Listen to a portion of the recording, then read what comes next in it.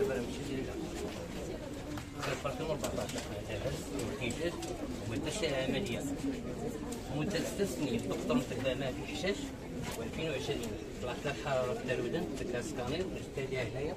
الدكتوره اللي بني عندها شي مشكل بالدماغ، شد البرا ديال الدكتوره قطعها بلوك 14. قال لي انت ما كتعرف انت ولا البنيه ديالك، قال لي انت ولا ديك الدكتوره يصيفط بينا راه عندها مشكل في الكلاس.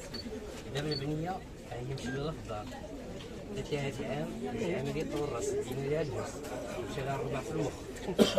دابا ما بقاش كتقرا، دابا عندها 11 شهور ودخلت في المحكمه معاهم وحكمت المحكمه 4 خبراء. الخبير الاول دار الخبره ما قدمش الخبره وضربت المحكمه بغرامه، وتحكمت 3 الخبراء اخرين وما داروش الخبره وحكمت عليهم المحكمه انا بغرامه ماليه. ودابا البنيه هي ضيعه لا قرايه لا طفوله لا والو. ودابا انا بسببها رانا مريض يلاه خرجت من السبيطار غير 3 البال انا شهر وزياده وانا ناس هنايا. هذه مشكل في الامعاء. يعني هاد البنيه واش حقها ما غاديش تاخذ؟ شكون؟ دابا انا يلاه خرج يلاه غنمشي نشوف الطبيبه دابا هنا دارت معايا اليوم في البلوك 5.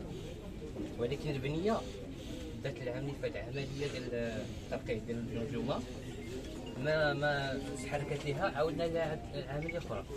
كنشكر بعدا من هنايا الدكتور زكريا وكريم والمجاطي داروا معايا الواجب.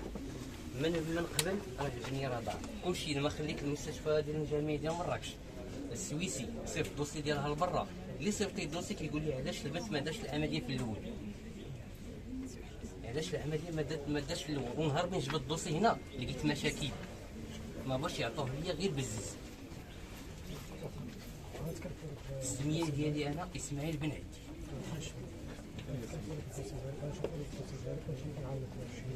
ان شاء الله ان شاء الله. شكرا.